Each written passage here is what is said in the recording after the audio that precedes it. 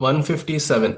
Mukunda Mukti Nilaya Mula Vigraha Rupini Bhavajna Bhavarogagni Bhavachakra Pravartini. Lalita is Mukunda. She is verily Vishnu himself, who is called Mukunda. Therefore, in the Strilinga form, it becomes Mukunda. Mukunda.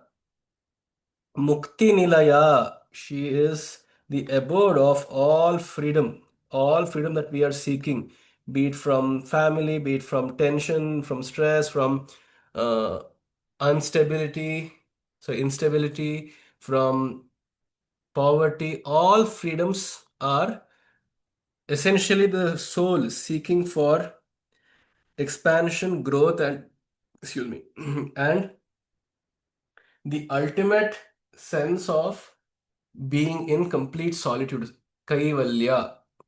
Because it is said in one of the Upanishads, I think it is the Taittiriya, where it says, mm, यदा ह्येवैष एतस्मिन् नुदरमन्तरं कुरुते अथ तस्य भयं भवति. So it goes on to explore what truly is the origin of all fears. And after a very deep philosophical analysis, layer upon layer upon layer, when they have been peeled off, then the Rishi finally admits and says, in this supreme vast void of space, be it both in the macrocosm as well as in the microcosm, the moment this void is split in two, that is, when there is a boundary drawn, yadahi eva esha etasmin udaram antaram kurati, even a tad little distinction when it is made within this space of homogeneity, athatasya bhayam bhavati, immediately emerges uh, fear. Why? Because I think we have discussed this in quite great detail that once there is a boundary, then there are forces necessary to protect that boundary. And there are forces outside which try to trample on the boundary. So there is always a conflict internally and externally. The forces which are trying to expand the boundary and keep it intact, and the forces outside which are trying to crumble it and trample upon it.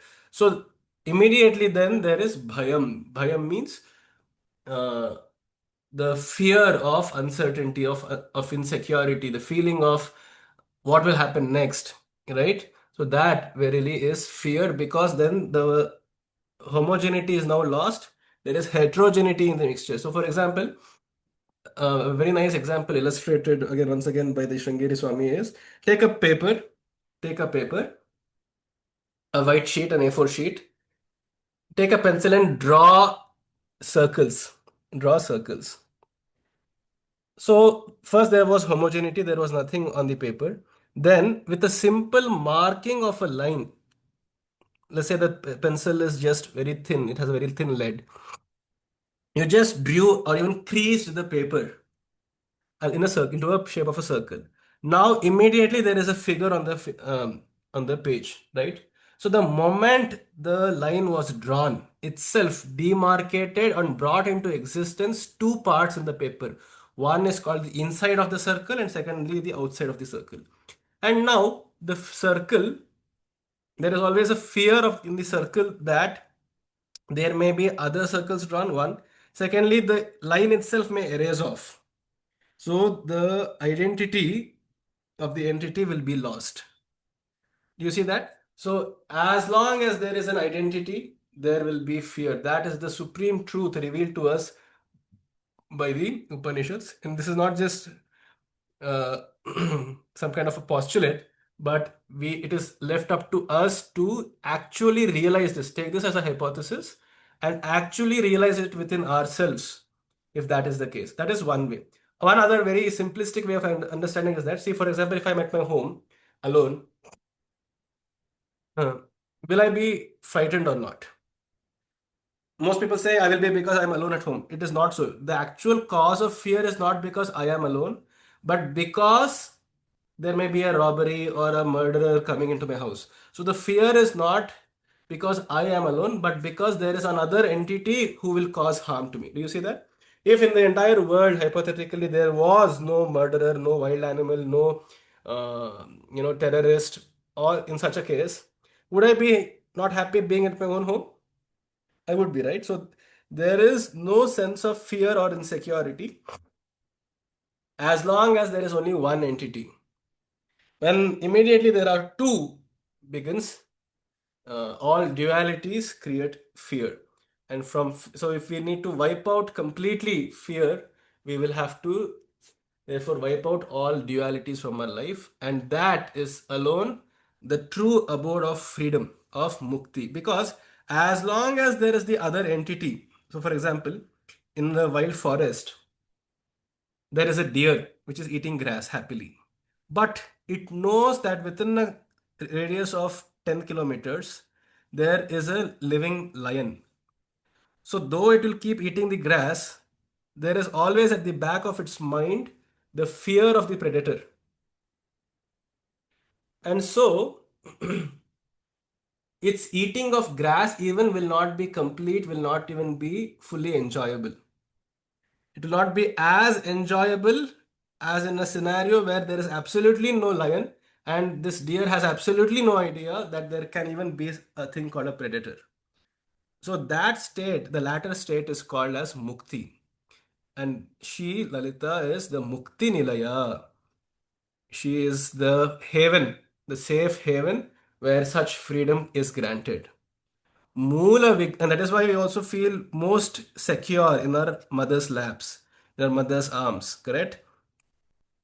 Because then we know that one thing is there may be a fear of the other person, but within a security of a person, of a loved person, of a close one, we know that there will be someone else to help us also. So, if not being alone, if duality is a necessity, then at least have another person who is backing us, who is in the same team as us. So, that is how the human psychology works. But then there is always the fear that I may lose my mother, right? Or I may, and what happens if she loses me or if I lose her and so on. So at so many different levels, it strikes to us how true that statement of yada he vaisha etasmin udaramantaram kurute athatasya bhayam bhavati. As soon as there is even the introduction of another entity, of a division, of a distinction between two things, so soon comes fear into the picture. And with fear, of course, there can never be freedom. Mula Vigraha Rupini. She is the primordial Vigraha, the primordial body of energy which pulsated from the time of the creation. Bhavajna Bhavarogagni Bhavachakra Pravartini. She understands all our bhavas. So there is absolutely no necessity for us to go with a list of complaints to her. She already knows everything. Hmm. There is one, I mean, it just comes to my mind. There is a very particularly essential shloka which talks to this effect. Yogakshema dhurandharasya sakala shreyah pradodhyogino, and so on. So where Adi Shankaracharya is saying, O Shiva, you who know all the Yogakshema of all creatures, you who are the Antaryami of all beings, you who control death and immortality, pain and pleasure, you who is watching as the Sakshi over all my actions, where there is there even a need for me to come to you and complain, Nivedana, to come and complain about my pitiful state and woeful state? Is there even such a need? So do as you please. That is the supreme state of devotion that a bhakta can reach. Because then there is prayer, but not for the sake of complaining, not for crying, but a baby which is happily just going and sitting in the lap of the mother without the need for anything else. Niriha. So that state, because finally the mother is always keeping a watch on the child. She is bhavajna. So it is not necessary, not to say that we should not be praying and complaining, but after a certain point, we must realize that yes, we have cried, which was necessary to lament out our feelings, lament out, and for the sake of our own well being. But ultimately, we must not also be disheartened that she is not listening to it. She is ever listening and watching over all our actions. And with such a faith, if we move ahead, she will uh, she will increase that faith even greater. Bhavajna and Bhavarogagni. She dispels away all diseases. She cures us of all diseases, and mostly so of the Bhavaroga, the Roga, the disease of being attached to samsara, Bhava. So it's a disease. Why? Because usually diseases come from some unknown sources. It's not that we choose a disease. We don't choose an ailment. It comes and afflicts us. And once we are afflicted, all our energy is spent in just thinking about the same, correct? So all our energy is 24 into 7. It's either into the taking care or maintaining the identity of oneself, or making sure that we are growing the identity, like I said in the beginning. Either the circle is stationary or it's growing, or at least it's taken care that the external forces are not crumbling it. So these mainly philosophically are the only three things we do in our lives, which is basically what bhava is. And when all our time, energy, and resources are invested into the into the thinking, overthinking of this disease, she will help us transcend and ascend it by clearing the path. Bhavachakra Pravartini. However, not to say she is all nice, neat, and kind and caring. She is that, but she can also put us back into the chakra, the wheel of Bhava. Bhava Chakra Pravartini. It is not, we must never underestimate her and consider her to be granted. It is not. She is as equally powerful to cure our samsara as she is capable of tying us deeper and deeper and drowning us deeper and deeper into samsara. She, of course, is both Brahman and Mahamaya herself. Then Chandas-sara, Shastra-sara, Mantra-sara, Talodari, Udara-kirti-ruddama Vaibhava, Varna-rupini. Chandas-sara, she is the Sara, the summary, the essence of all the Vedas. Shastra Sara, and once again, she is the essence of all scriptures. So Chandas is the Vedas, Shastras are the scriptures, means those which do Shasanam. Shasanam means which give commandments. See, in most other religions, it is the commandments which come first, and then the stories, and then the rituals. But please mind, it is not so in Hinduism. In Sanatana Dharma, it is first Chandas, first come the Vedas, and then the Dharma Shastras, Moksha Shastras, Artha Shastras, Kama Shastras. Which means first there is intuition. What are Vedas? Vedas are intuitive texts or a collection of intuitive mantras which came from which is why it is called as Shruti. Shruti means to hear or to receive an intuition, an oracle. So these rishis were just medium through which Almighty God or the Lalita spoke, and that those tattvas were first recorded. After which, if people were not able to understand this well, depending on the Purusharthas, Dharma, Artha, Kama, and Moksha, there was a certain scriptural injunctions, or you can say commandments. Actually, they are not commandments because they're just advisories.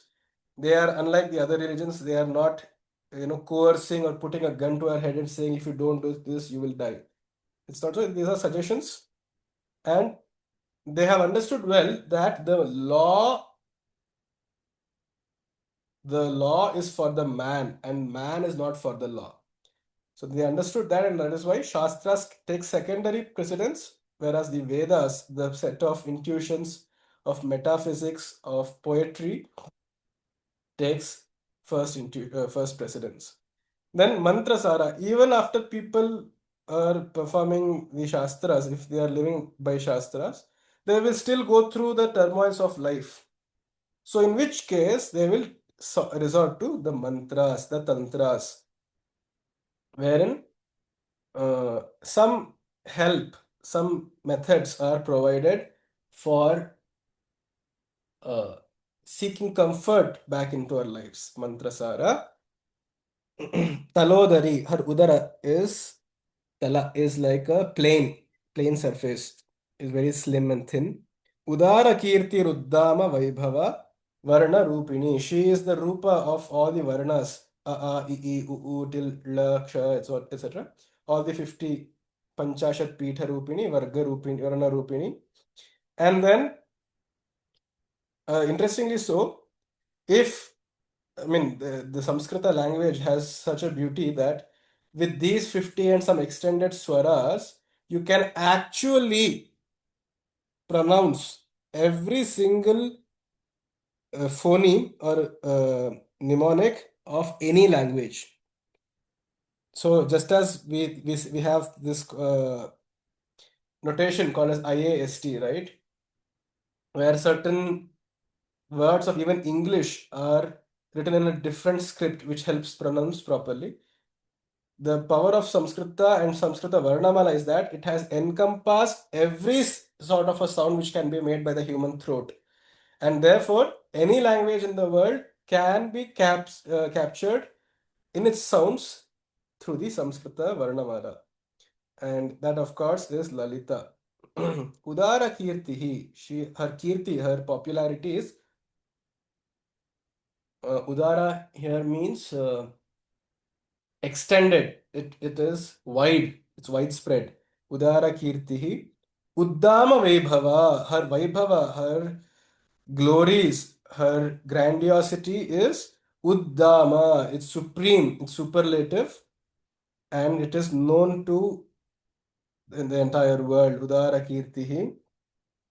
Uddama Vaibhava Varna Rupini. Janma Mrityu Jara Tapta Jana Vishranti Dayini. This is one of my favorite namas.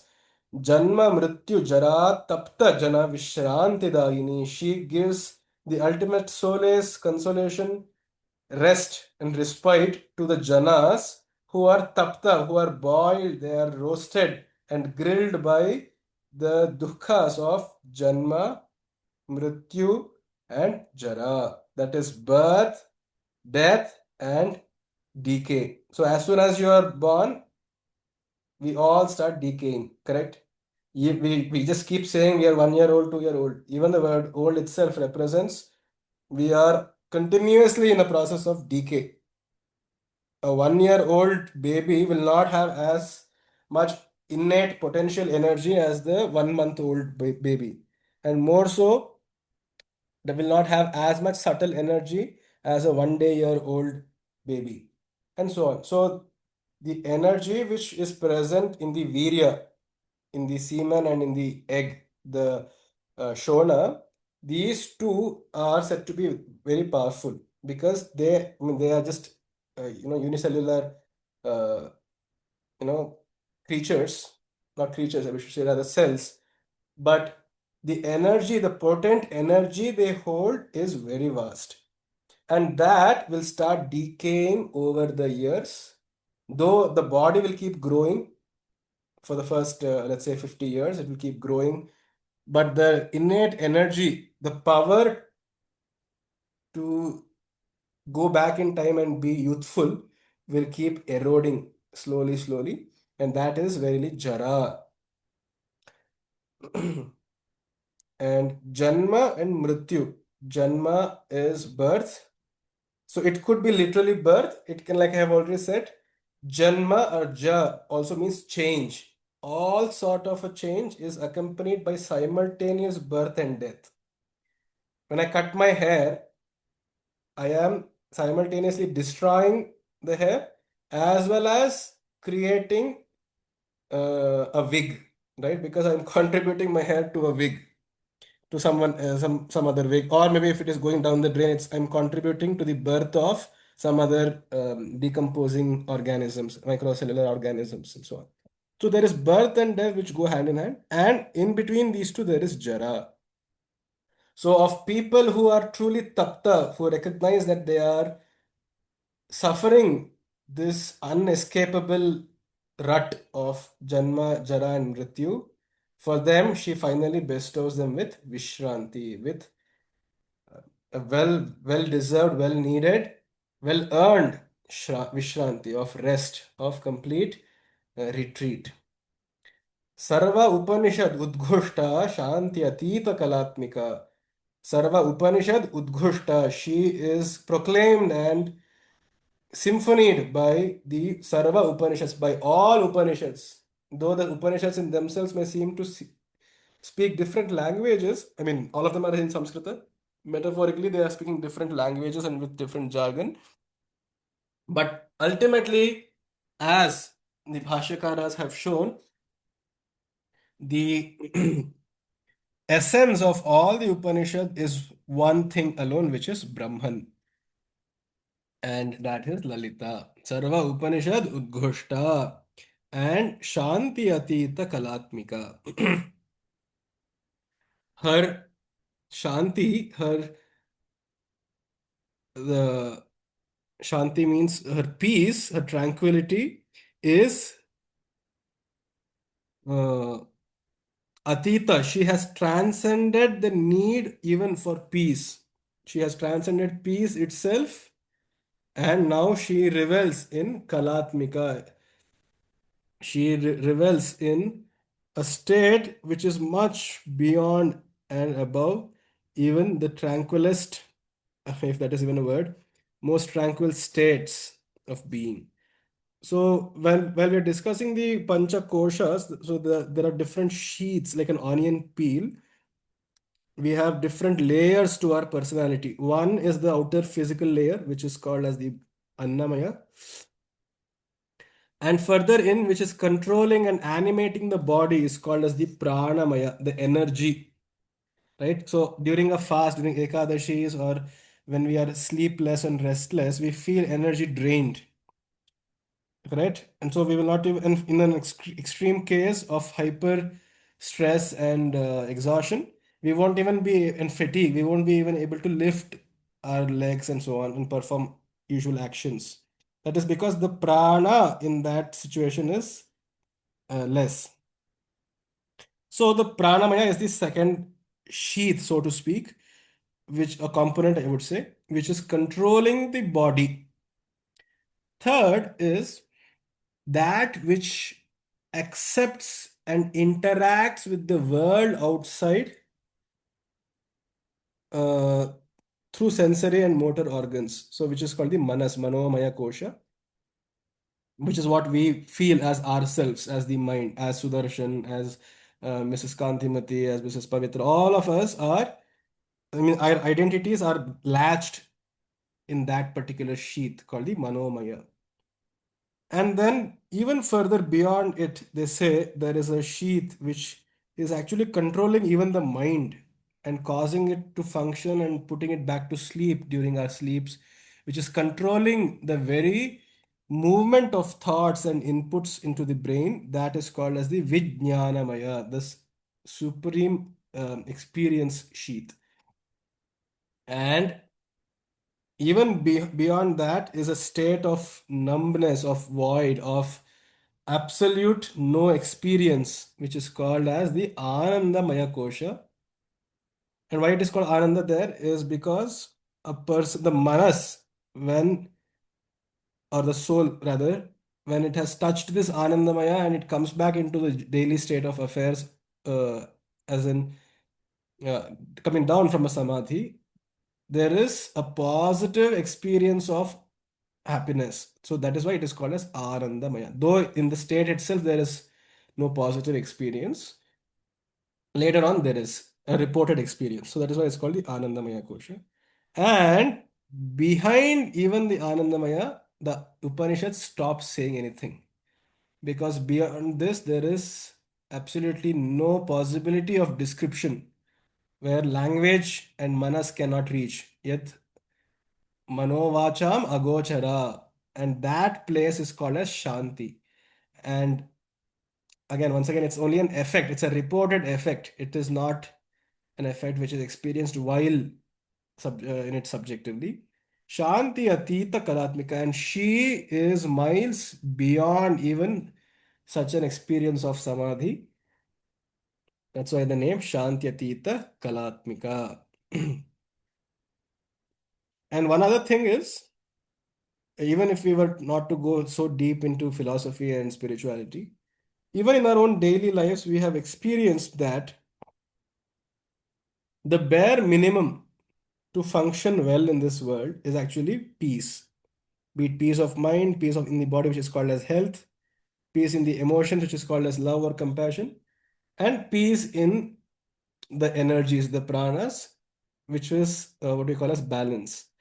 So, though different words, the same tattva is being experienced at the different in the different koshas. So that is shanti. Once the shanti is disturbed, that is why we are living a disturbed life, which is why all our energy has now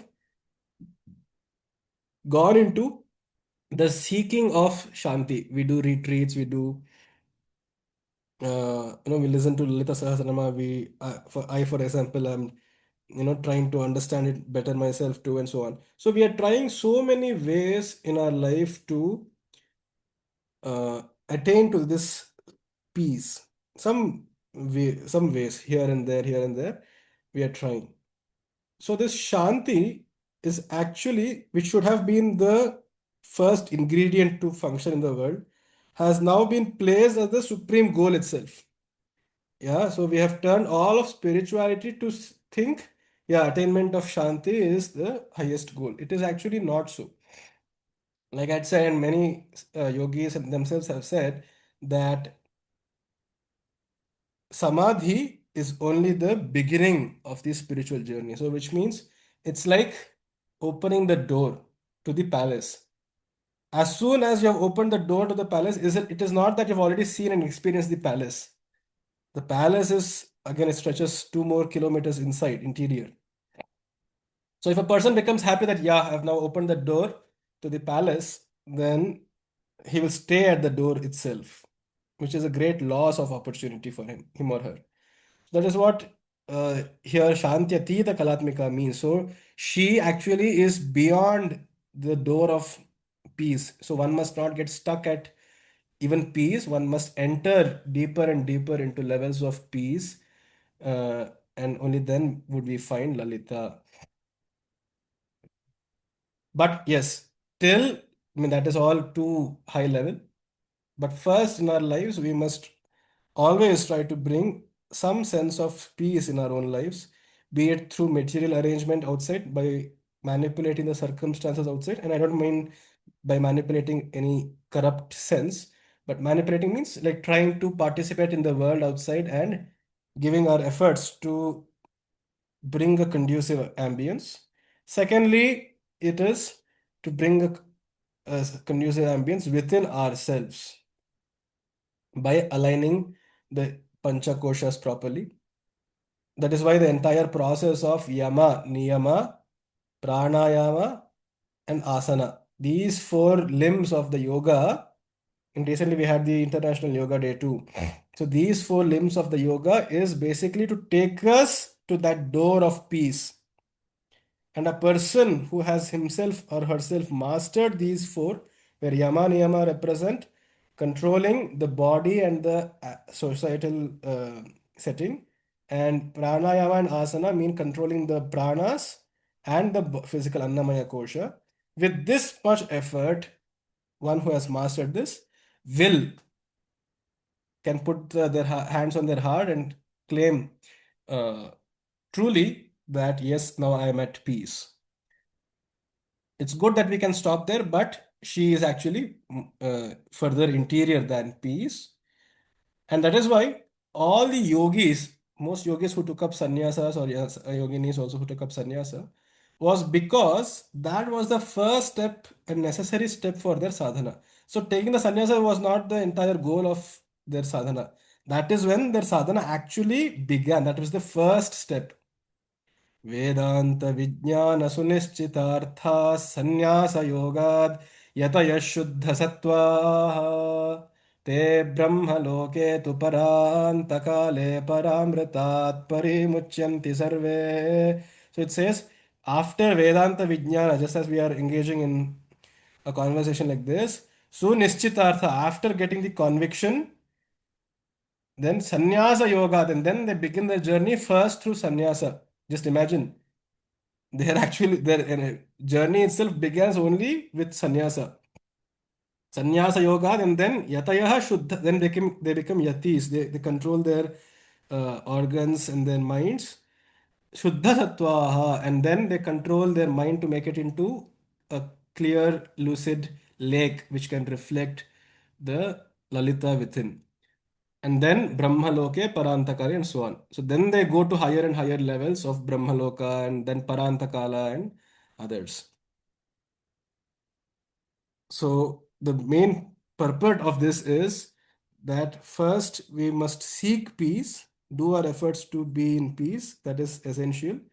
And after we have reached the state of peace, must we then be brave enough to take steps further also.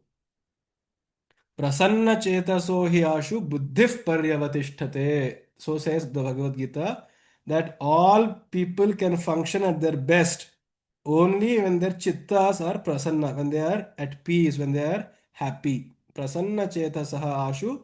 And for such a person, buddhi ashu paryavatisthate. Even the buddhi, the wakefulness and the faculty which controls wake and sleep, is itself brought under the domain of will. Buddhi it becomes stabilized. Then Gambhira Gaganantastha Garvita Gana Lolupa Kalpana Rahita Kashtha Kanta Kantardha Vigraha. Gambhira, she is absolutely deep. She is the ocean itself, where the water stretches to kilometers and kilometers deep, and her knowledge also is that deep. Gagana Antastha, and then she is the highest. She lives at the edge of the sky. That is literally what it means. Gagana Antastha, towards the edge of the universe, she lives. Garvita, she is definitely haughty. I mean, there is no denying in the very many stories that we have seen of Devi that she comes with an air of confidence, of very appreciable confidence and mm, I mean, I would not say arrogance, but yeah, there is great self-esteem and confidence in her, in the way she carries herself. Garvita. And that is also my wish that the women of India, of Sanatana Dharma especially, they carry themselves with garva. And it has been happening, at least lately, so at least now. But yes, we need more such divine feminine manifestations in the world. Gana Lolupa. Gana Lolupa. She is addicted, Lolupa, to Gana, to the music which comes from her Mantrini, her Sharada, who keeps playing for her. She is addicted to that music.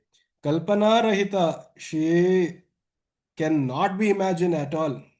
So that therein defeats the entire some 50 verses of the Lalita Sahasrama itself, because all of that relied and anchored itself on the capability to imagine. But yes, in her nirguna form, she cannot be imagined. Kashtha, like the she is like the stick. She is like the stick, ever firm and steady. Kanta, just give me a moment. Someone's at the door.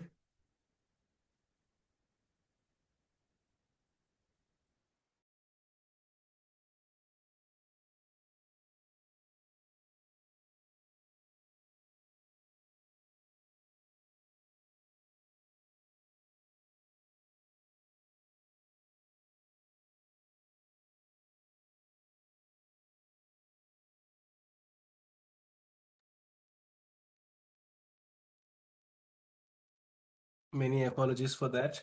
Yeah, so she is kashtha, like a stick, very firm, and akanta is one who is not attracted to anything, one who is not charmed by anything. And kantardha vigraha, her vigraha is half of her kanta, of her husband. Her body is half of her husband's. ಕಾರ್ಯಕಾರಣ ನಿರ್ಮುಕ್ತ ಕಾಮಕೇಲಿ ತರಂಗಿತ. ಕಾರ್ಯಕಾರಣ ನಿರ್ಮುಕ್ತ. She has exited from, she is freed from the ideas of causality, karya karana, of effect and of cause, of phenomenon and of the origin. She is, she has nothing to do with it anymore. And causality means not just the law of karma, which is of course there in the moral realms, but it can also be physical cause and action. For example, when I push the wall, there is a force which is coming from my hand into the wall, and then there is the wall itself which is pushing against me. So there is the karya and karana. There is my pushing, and then there's a reverse, there is a reaction. And then another simple example, today there was this rocket launch, right? So there is a karya and there is a karana. The karana is the fuel which is burning, which is causing the karya, the phenomenon of liftoff. So all of such things, when there is a movement, there is karya and karana. Even a movement of a particle itself causes karya and karana. So where there is absolutely no movement, there even time stands still. And without a reference to time and space, there cannot be causality too. And these three are interlinked. It's called Desha, Kala, Karma. Desha, space, Kala, time, and Karma, which is causation. It's not just the karma of Papa Punya, that is a very uh, infantile understanding in religion. Unfortunately, people have dumbed it down so much that it has become a point of almost hilarity and comedy. Papa Bantu, Punya Bantu, and all that. So karma is a very deep idea actually. So it's causation itself. Yes, in the moral sphere, in the limited purview of humans, then there is right and wrong, do's and don'ts, which is what Papa and Punya actually are. But karma is much, much deeper than it, much more mysterious. So much so that Sri Krishna himself says, Gahana karmano gatihi, the actual way of karma, the link, the sequence of cause and effect is so gahana, it is so vast and incomprehensible and mysterious that most people do not really understand it. And she is, when time itself stands still, when space has collapsed, there is no more causation, and then she stands as the Kevala Murti, the sole entity in the universe, and therefore not affected by Karya and Karana. Kamakeli Tarangita, she is riding the waves and tides of Kamakeli, of seduction and of lust, of courting and of foreplay. So she is riding those waves, and there is absolutely no embarrassment as such, as we have seen it in so many cases where she is compared to Kama, as where she is compared to, and there is a very explicit description of her breasts, of her abdomen, and all of that. So the Indian morality did not really taboo things, did not really uh, f- have double standards of morality. In fact, it is now in today's time where it is so suppressed and all of this has been taboofied that we see so much sexual crimes in the world, because the greater the suppression, the greater the repercussions too. So therein we hardly ever did we hear of a rape or of a sexual assault in the olden times, because people, when they have made it so blunt and in the face, they lose interest in it. So she, I mean, of course, coming back here, she is defined as the person who is ever riding the waves of kama keli, of the play of lust and of desire. Kanat kanaka tatanka lila vigrahadharini.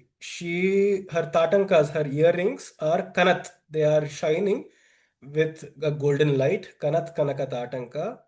And Tapana Udupa Mandala, elsewhere we have seen her earrings are actually made of the sun and the moon itself. She has worn them as the earrings. Leela Vigrahadharini, and her entire body is a Leela. It's just out of her own Leela, she has taken a form as this. Otherwise, she likes to reside in her own self as the Nirguna Tattva. Aja, again explained already, she is without death and birth. Kshaya Vinirmukta, she undergoes no turbulations of decay um, or Jara. Mugdha, she is innocent, she is gullible. That is the nature of the feminine. Though it is intelligent, sometimes it is gullible also. And that is a double-edged sword. It is gullible in a very cute, nice way, very peaceful way, but it can also therefore become victims of misuse and of abuse. So Mugdha, Kshipra Prasadini, she is easily pleased out of, if there is a fight between the father and the son or the son and the mother, it is always the fight between the mother and the son which is easily resolved. It's not with the son and the father because there is always a clash of the ego. But with the mother, because she takes effort to not make it a ego issue, it gets resolved quite easily. Antarmukha Samaradhya, she is truly worshipped, easily worshipped, only with a state of antarmukha, only in a state of introversion. Here, introversion doesn't mean that this person is not talking to people or is afraid to talk to people. Antarmukha here means where the consciousness is introverted, which means where the consciousness has been lovingly flown in the direction of one's own thoughts more than bahirmukha sudurlabha, more than flowing it outside into the world. Therefore, she is not really pleased with too grand paraphernalia and grandiose forms of worship. She likes to do things in a very secretive, very introverted way, without telling much people around, without vyaja, without show off, without vanity. Uh, and usually her worship is not very communal, which means it doesn't involve a big community or a big fraternity. It is very minimal. It is very individualistic also. I mean, there are exceptions to the rule, but usually her worship is very introverted and individualistic. You have seen that all the Sri Chakra Puja, the Khadgamala, the Stotrams, and then uh, excepting temple worship, where of course the design itself of a temple is where people can come and worship together. But apart from that, all prescribed ways of worship for her is where the person, there's only the bhakta and then there is Devi, no one else, not even the husband, not even the spouse, not even the wife, no children, nothing else. It is just a one-to-one communication and pouring out of feelings. So she likes being worshipped in the Antarmukha form, but Bahirmukha Sudurlabha. She is the farthest person you can reach if you become very extroverted. If you are very extroverted in the sense that you want more people to see and appreciate us, to do it all together, wholesale Gayatri Japa, wholesale, uh, Devi Aradhana, all of that is good for the uh, religion, for the sustenance of dharma and religion, but definitely she is not appreciative of it. But yes, it does have its effects in some samohika japa and all that.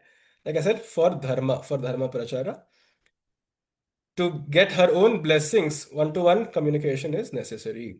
Trayi Trivarga Nilaya Tristha Tripuram. And that is also why, because just as when you go to a therapist, right, there will be a couples counseling and then there is a separate individual counseling.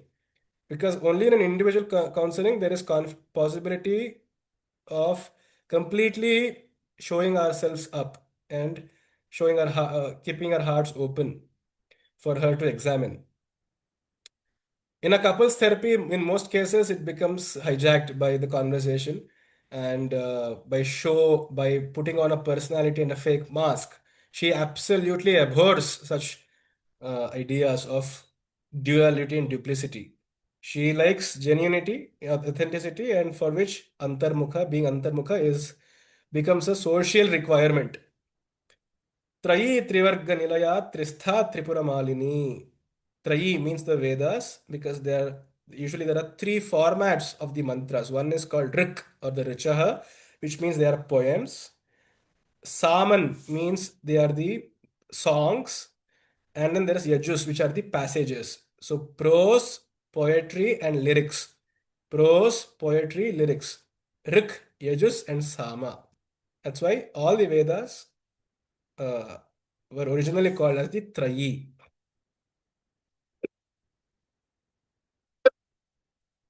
Excuse me. And then Trivarga Nilaya, she resides in the, she makes her home in the Trivargas. What are the Trivargas? I've explained this already. Dharma, Artha, and Kama. Tristha, she stays in triads, in the Trimurtis, in the three lokas, in the three Vyahritis, in the three Puras, Tripura Malini, and then she wears the Tripuras, the three realms, Bhur, Bhuva, Suvaha, as pendants on her necklace. Niramaya, she is the only person who is unaffected by change and therefore also unaffected by ailments. Amaya means ailments. She is not subject to disease. And Niralamba, very independent, very fiercely self-independent. Swatma Rama, she delights in her own Atma, in her own self. She likes being fulfilled in by oneself without the need for another's company. Sudha Sritihi. And she is that flow of Sudha, of Amrita, the entire Amrita which is flowing down from the Sahasrara. Just imagine how beautiful it is, like a fountain. All that water which is flowing down and cooling the head of Shiva, like Ganga, emanating from the Jatas. So she flows like the flow of Amrita down the yogini's body. Samsara Panka Nirmagna Samudharana Pandita. She is the Pandita. She is very adept and expert at Samudharana, at bringing up, at giving a hand to people who are Nirmagna, who are drowned and drenched and who are struggling in the Panka, in the uh, dirt of this samsara. Just imagine how beautiful it is. How beautiful this allegory is. Samsara Panka Nirmagna, those who are struggling in the quicksand or the mud waters of samsara, she gives them a hand and pulls them up. Samudharana Pandita. And she knows very skillfully how to do that because it takes a skill to rescue people who are in quicksand, you see. You shouldn't just, push them up or they would go sink further down. So there is a knack, there is a skill without using brute force, how to free the soul which is struggling in from samsara. Then Yajna Priya, she loves doing exchanges. Yajna literally means an exchange. Of course, it also means the yajnas and yagas, but yajna can also mean a simple transaction. Dadati pratigrinhati nanyathaisha prasidati itham rupena kilena mahadevena kilitam. So says the Kilaka Stotra of Durga Saptashati, where Shiva himself is saying, be warned that Lalita or Durga Dadati pratigrinhati nanyathaisha prasidati. She cannot be pleased if you don't follow the rule of giving and taking. Dadati pratigrinhati. She will give, she will also take it back. Just as she expects you also to give and also take it back. So there must be a two-way communication, a two-way street. She does not like domination, and one-way, power dynamics. She likes things to be two ways. Yajna Priya. Even a conversation must be two ways. It should not be a monologue. It should not be dominated by one person. Even so, with relationships, that is the nature of the feminine, right?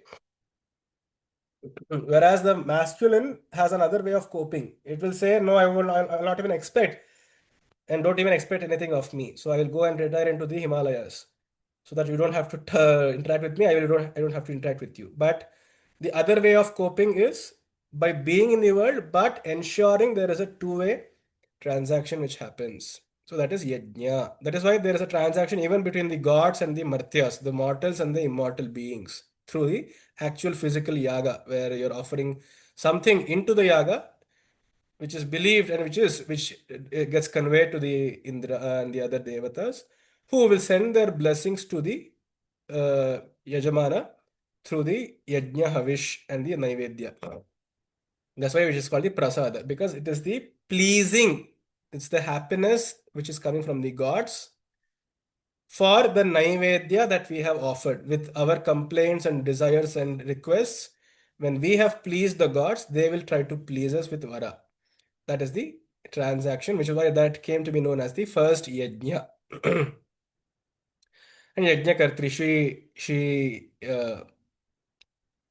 presides over transactions and the yajnas.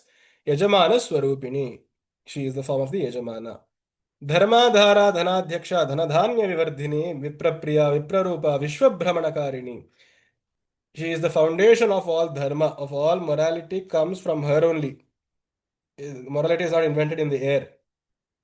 There is a certain structure to morality, and that fundamental footing of morality is because of Lalita, of the supreme reality, the way the supreme reality wishes. Dhanadhyaksha, she in her form as Lakshmi, presides over money and wealth. Dhanadhanya Vivardhini, she increases the dhana and the dhanya.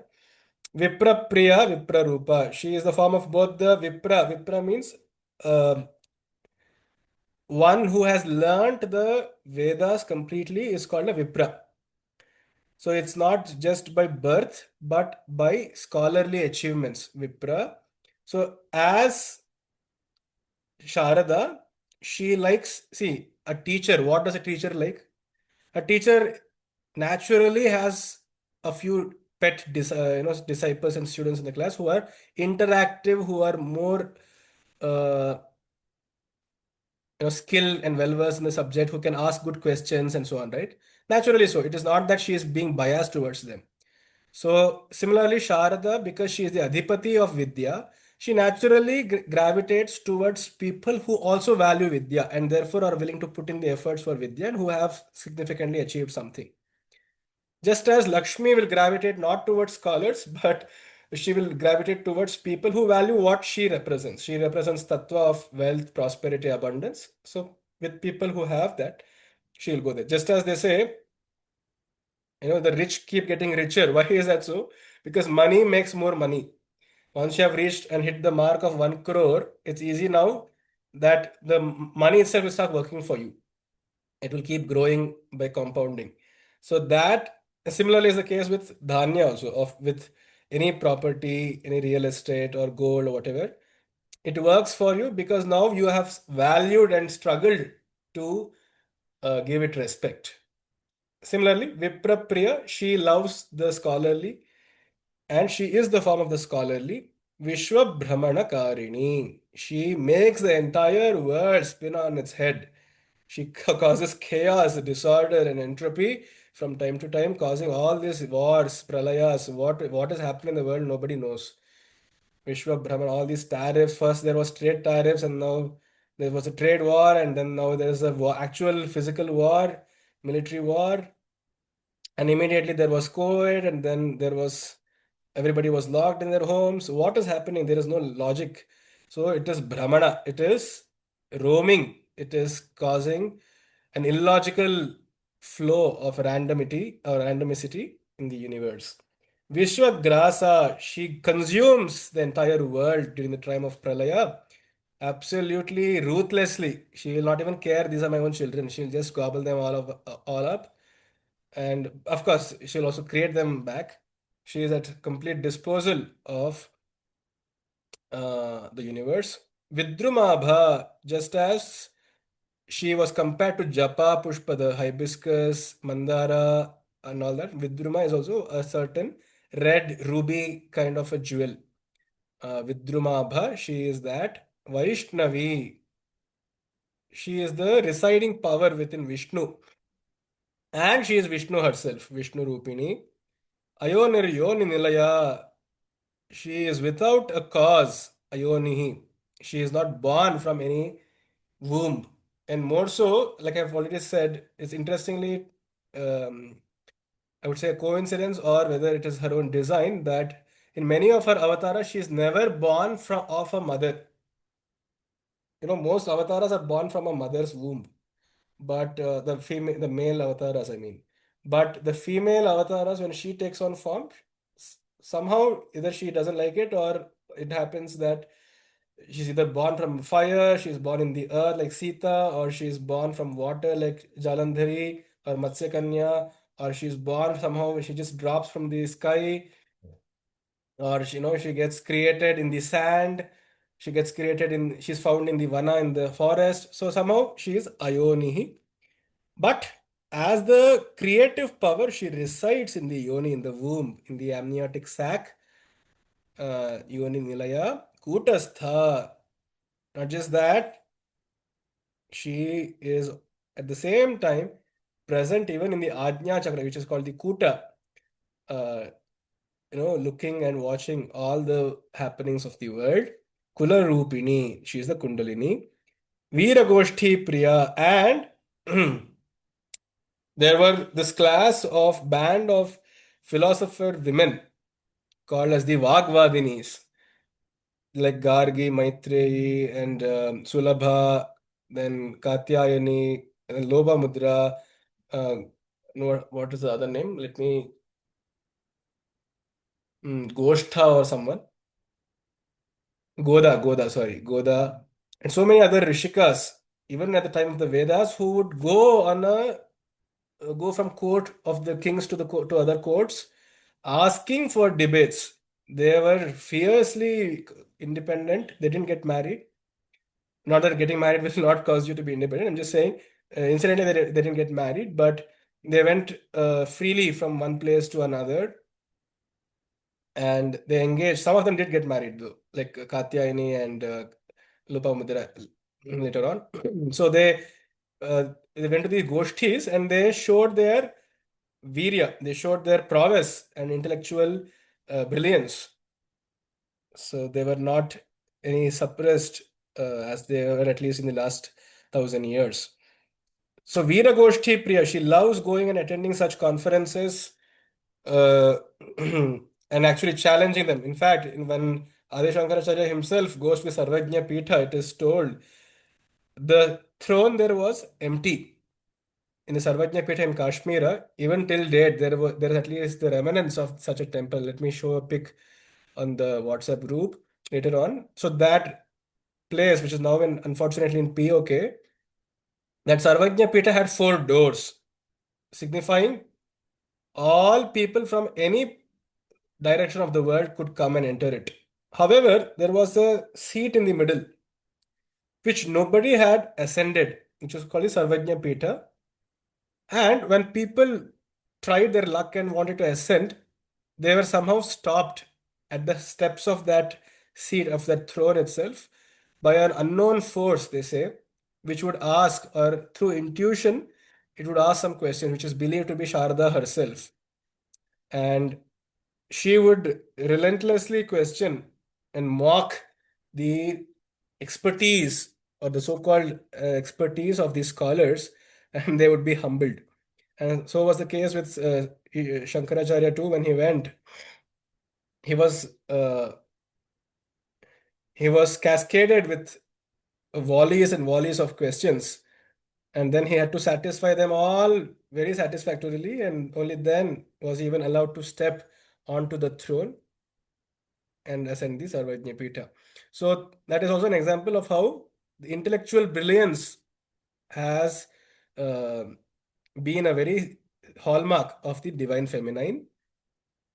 Veera, she is courageous. Naishkarmya, she is selfless and all her actions are without purpose. Naishkarmya means that state of being nishkarma, without doing any action. That is the stillness in her. Naishkarmya. Nada Rupini. We talked about the Bindu and the Nada, correct? The bindu is that singularity from which there was a first pulse, a vibration, which is called the nada.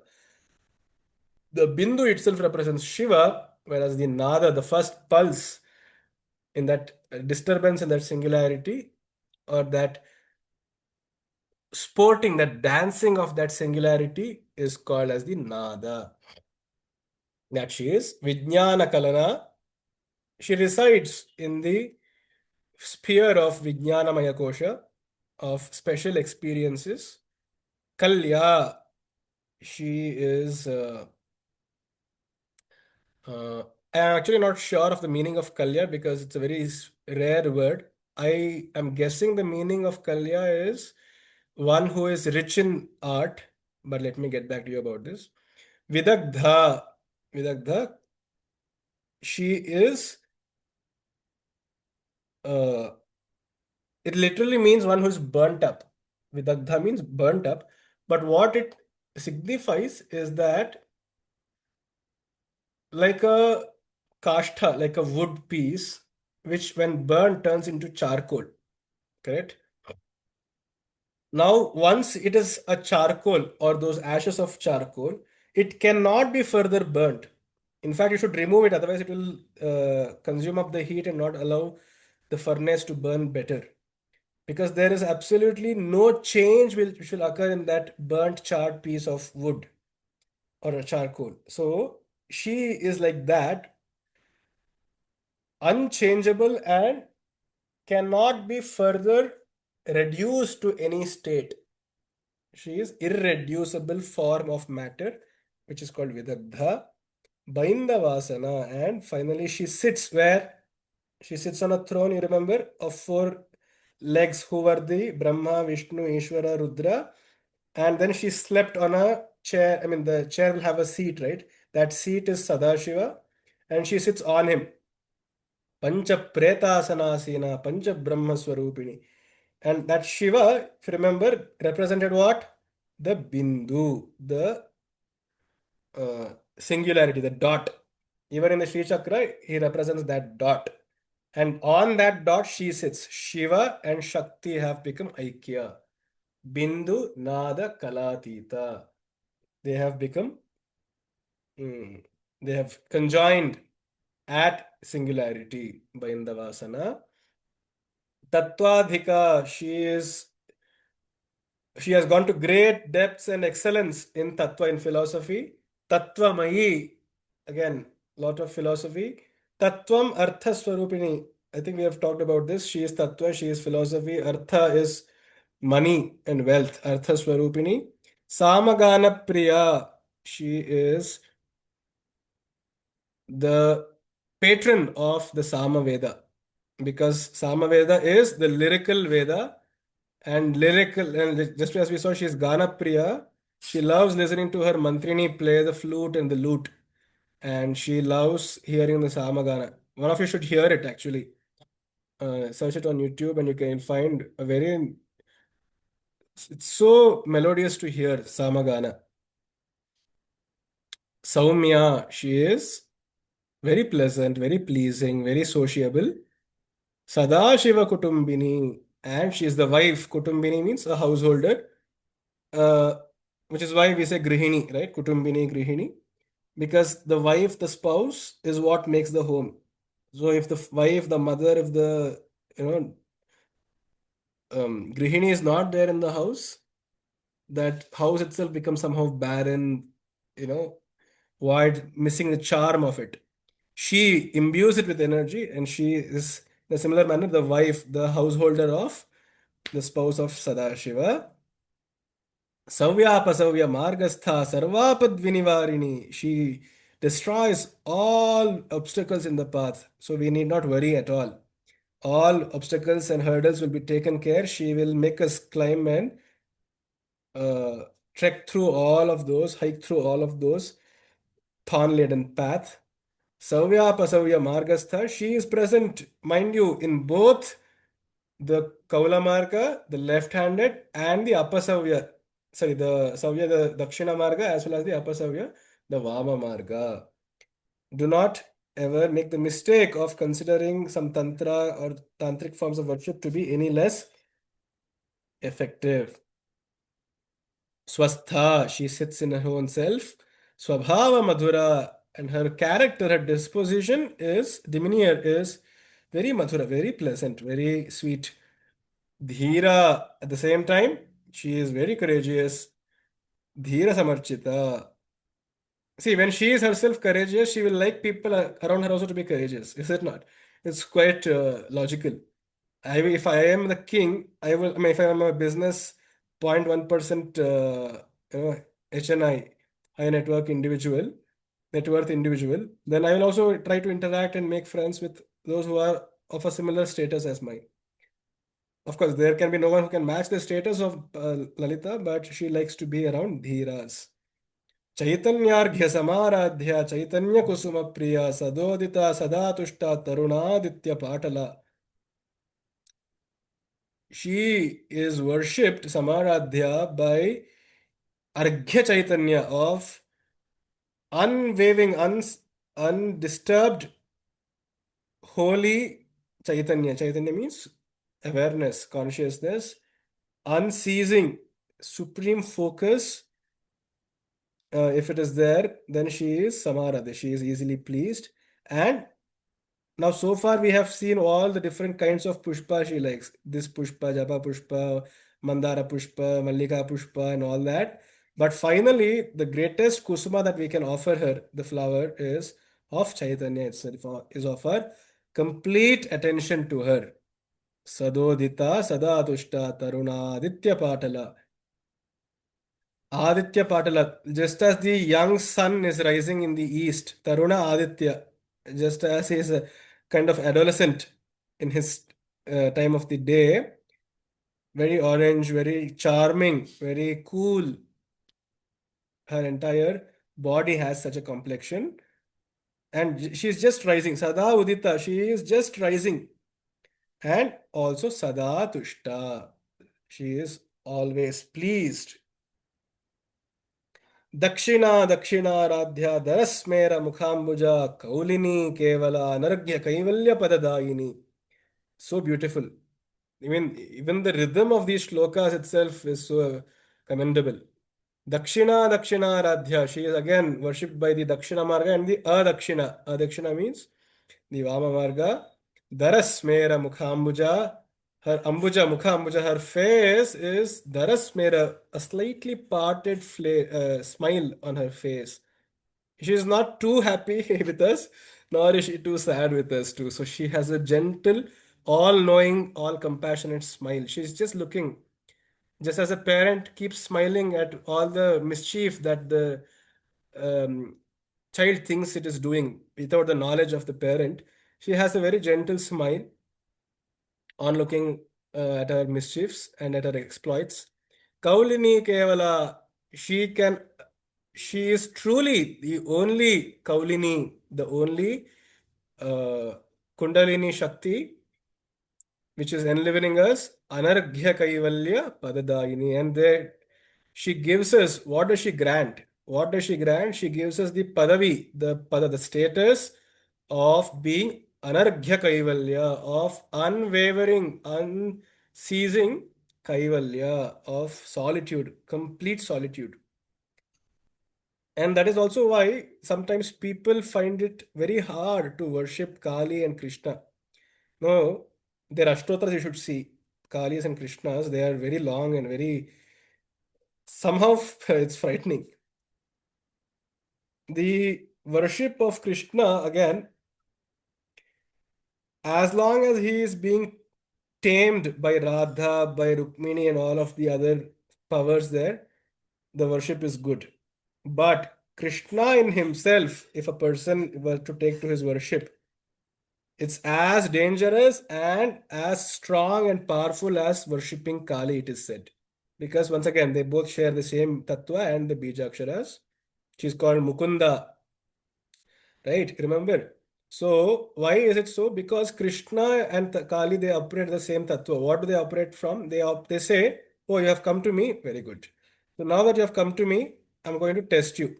He's very mischievous in his testing, you see, Krishna. And Kali, like a mother, I mean, at least Krishna will charm his ways and act like he's testing and act like he's your friend, but he is not. While Kali is up and up front, she'll just say, "I'm going to put you through all these tests. First pass them." And slowly she'll start pulling the rug from under our feet. She will take away our job, then put us in disease.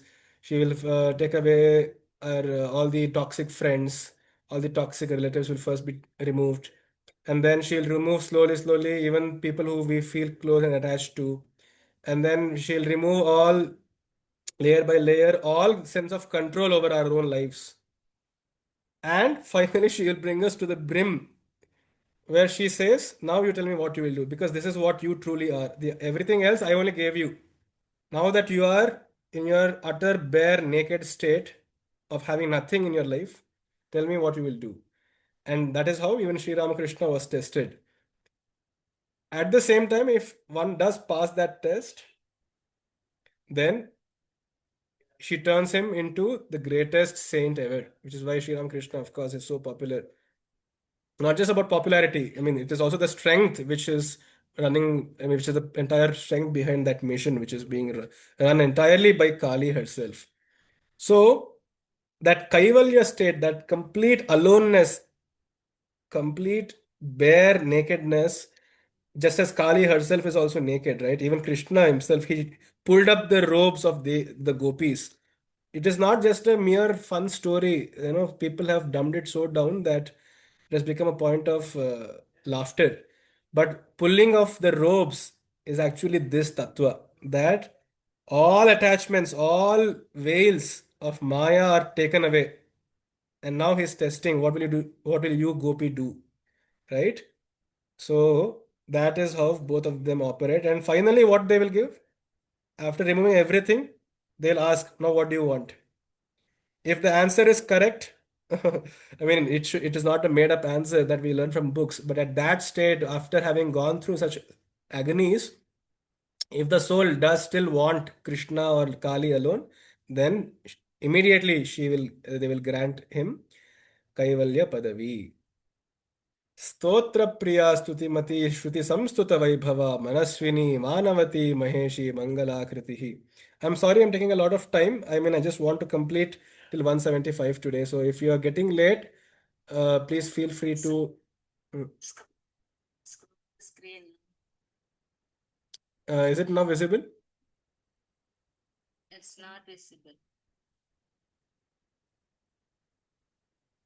Actually, it is visible, madam. Maybe you can drop up and it is visible. Proper screen is visible. Okay. You can join again. Yeah, please try rejoining the link. Because that there it is standing. Oh, no. For the others, I think it is now at Stotra Priya. Is it correct at Stotra Priya? Is it showing 172? Yeah. Now it is showing. Okay. Yeah. So if you're getting late, please bear with me for 5 more minutes. We'll quickly finish it off. I plan to finish at least 175 today. If you're getting late, please you can exit and then watch the recording. Many apologies for taking a lot of time. Stotra Priya Stutimati Shruti Samstuta Vaibhava. She is in love of getting praised. Stotra Priya. And different devatas have different things they like. So Devi is called Stotra Priya, Shiva is called Abhisheka Priya, Surya is called Namaskara Priya. That's why we do so many Surya Namaskaras again and again, salutations to him. And Vishnu, of course, is called Alankara Priya. You should see the amount of decoration that goes into Tirupati and all such Venkateshwara idols, right? So much detail in decoration because he likes that. That Tattva likes decoration and abharanas. Ganesha, of course, is Bhakshya Priya. That's why in Ganesha Chaturthi you make all wide range of sweets and khara and all that. Stutimati, she likes being praised and she herself has many stutis to her credit. Shruti Samstuta Vaibhava. And all her Vaibhava, Her grandiosity and grandeur is praised not just by mere mortals like me and you, it's by Shruti itself, by even the Vedas are all congratulating and in awe of her Vaibhava. Manaswini, in a state of absolute control over her mind, that is being Manaswini. The Manas, which means she, like I said, it is like a switch. When she wills it, she can put it on, control which thought will come into her mind, control which organs she will pay attention to, and when she doesn't like it, she'll just put it off. All of us, I mean, at least uh, in today's world, many people suffer from basic necessities of life, like sleep. Most of us suffer sleep. We don't either get enough sleep or we get too much sleep, and so many, uh, I would say, distortions are happening in our daily biological rhythm because of overloading the mind, the manas, with sensory inputs. All this social media, I mean, I am myself guilty of all of it. Social media, so much information around, so many entertainment sources. But she, having her manas under control, though there is so much information around, she will choose what to be accepted, what to be eaten, or to be consumed. Manavati, and of course, great self esteem. She comes with a garva, she comes with an air of self confidence and self esteem. She will not ever compromise on her mana, on her dignity. Maheshi, O great queen, Mangala Kritihi, you have a very auspicious form. Vishwa Mata, Amma, you are the mother of the universe. Jagat Dhatri, again, you control the universe. Vishalakshi, eyes very wide and looking at all of us, your children, with compassionate eyes. And you yourself are Viragini. You are a yogini. You are without ragas, without any biases, without any repulsions and aversions and attachments. Pragalbha, Pragalbha means again very dense, very deep in your character. Paramodara, in fact, Rama is said to be, very Gambhira, right?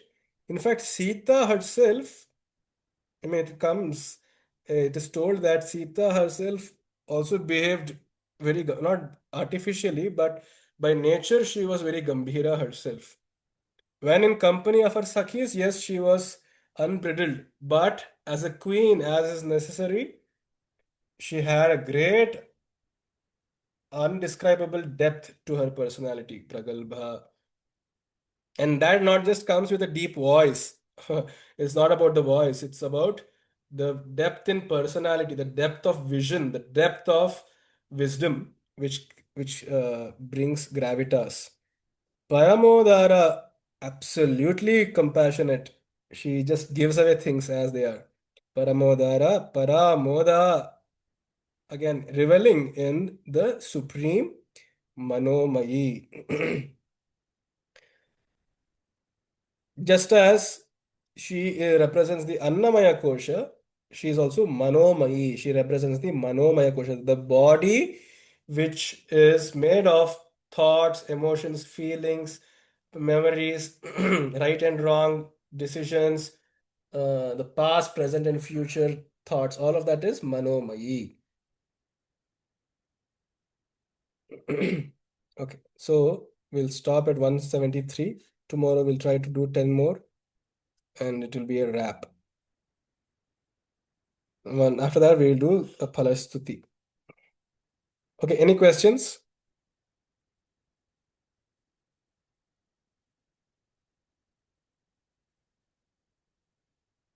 Any inputs? Any experiences that you would like to share? Or if you dissented with any of these theories and explanations, you can always differ in your opinion and express them.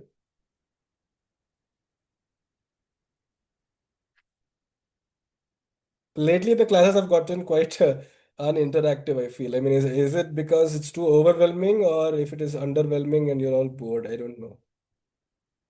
No, sir. Actually, you are explaining so well. We are trying to, at least for me, I'm trying to observe the things whether, I'm honestly, it is, yeah, in a way, yes, it is beyond my intellect to absorb everything what you are saying, but you are saying so well and it's so superb it is. So I can't really express my gratitude to you this way. I have one small question. Yes, See, ma'am. in Kannada, we call samadhi is like when the person dies and then it goes into samadhi. I mean, that is what I know of. Hmm. Okay. And very often it is used, not only in this mantra, generally it is very oftenly used in samadhi. Samadhi is where you attain what is called too much of knowledge. I don't know whether I'm explaining correctly. Basically, you are detaching yourself from the worldly things and all, right? But in Kannada, we call samadhi is in different meaning. So is it something? Yes, ma'am. So thank you for the compliments, and I hope that benefits are being drawn. And secondly, to answer your question, yes, ಕನ್ನಡದಲ್ಲಿ ನಾವು ಸಮಾಧಿ ಅಂತ ಅಂದ್ರೆ ಸತೋನ್ಮಯ ಅಂತ ಹೇಳ್ತೀವಿ, correct. ಇವರ ಸಮಾಧಿ ಅವರ ಸಮಾಧಿ ಅಂತ. ಆದ್ರೆ but the original intended meaning in Sanskrit of samadhi means one whose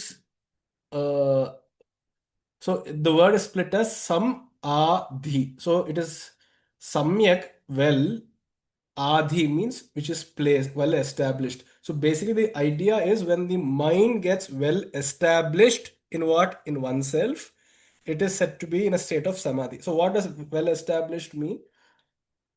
It means where the mind no longer goes through fluttering and fluctuations. So at least briefly, at least temporarily for those 2-3 hours, when it has focused it's on itself to such a great extent that all the waves of the mind have stopped. It has become a clear Manasa Sarovar, like the clear crystal lake. Then such a state is called as Samadhi. However, in Kannada, yes, somehow it got a misnomer, and after people's death, that place came to be known as Samadhi. For what reason, I don't know, but But in Hindi also, at least in Marathi, it is used because in one of the yoga classes which I attended, in Marathi also they said the same. Samadhi means what we know it's after death, and also probably it is it somewhere available in Sanskrit or I don't know how it is. yeah, so the meaning in Sanskrit is not death. That is a different. We just say mrita means one who has died, but the samadhi is not a place. It's not a cremated place. It is actually, like I said, it's a state of mind. Yeah. And incidentally, perhaps, when these yogis have, at the time of their death, when their mind must have attained samadhi, is also coincidentally maybe at the time of their death. Maybe Ritinda they started calling it samadhi or whatever, I don't know. Yeah, possible. Yeah. Hmm. Thank you, sir. Thank you. Dhanyavad. Any other question? Astu. So I shall meet tomorrow as usual. Dhanyavadah. Namaste. Namaskar. Dhanyawad. Dhanyavad. Namaste, sir. Thank you. Namaste. Dhanyavad. Dhanyavad. Dhanyavad.